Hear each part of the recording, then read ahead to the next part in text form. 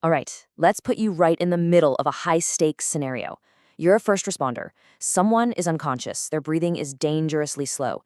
You've got a drug that could save their life. But here's the catch. It only works on one kind of overdose. You get it wrong, and you lose critical time. Today, we're going to solve that mystery. We're going to figure out how this incredible drug works using a simple but powerful lock and key idea. Okay, let's just dive right in, no messing around. Here's the central question. An overdose has happened. Which one of these four drugs is going to be stopped by naloxone? Is it A, Adderall, B, meperidine, C, midazolam, or D, phenobarbital? Go on, take a guess. By the time we're done here, you're not just going to know the answer, you're going to know exactly why it's the answer. So the special tool for this life or death job, the one we're talking about, is naloxone. You've probably heard it called by its most common brand name, Narcan. This is the antidote at the very heart of our mystery today. So what exactly is this stuff?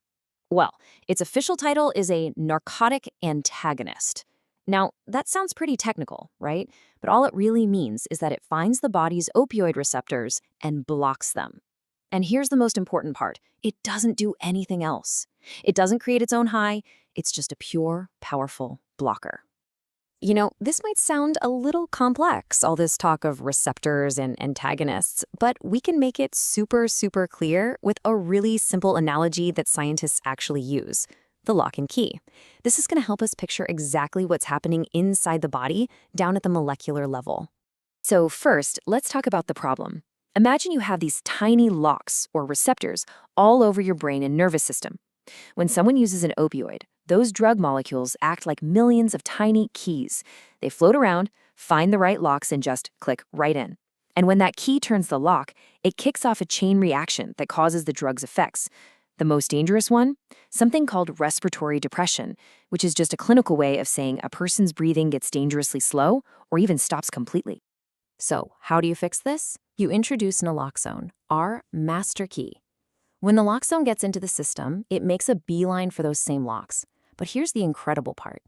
Naloxone has a way stronger attraction to the lock. It's so powerful, it literally kicks the opioid key out, shoves it aside, and takes its place. Then it just sits there, blocking the keyhole. It doesn't turn the lock, it just plugs it up so no other opioid keys can get in.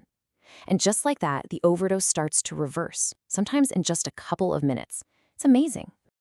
Okay, so now that we get it, now that we know naloxone is a master key that only works on opioid locks, our first mystery gets a whole lot simpler, doesn't it?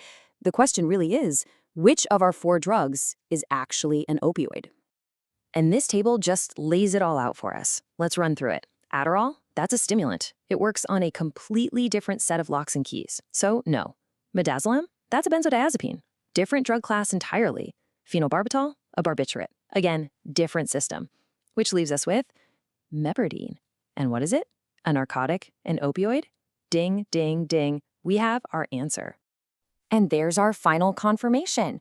Meperidine, which you might also know as Demerol, is a powerful narcotic pain reliever. It is, without a doubt, a true opioid. It is the exact key that naloxone was designed to kick out of the lock. So the answer to that first question was B all along. Look, if you take just one single thing away from our time together, please let it be this.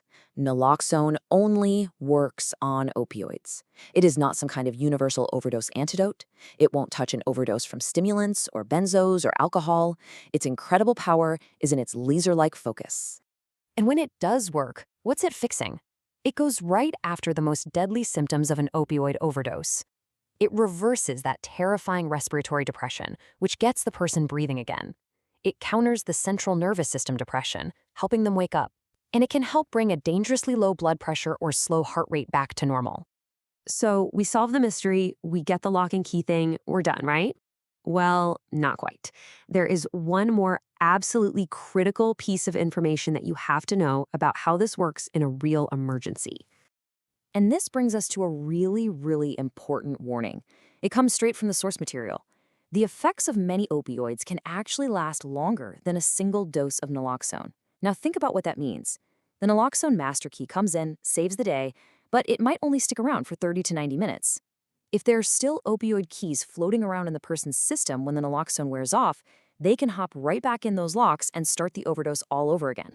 And that is the most important, practical takeaway of this entire explainer.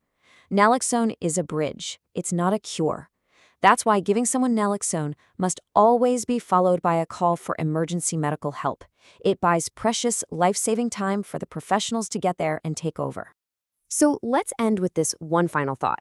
We have this miraculous, life-saving tool, but it only works on one very specific type of lock.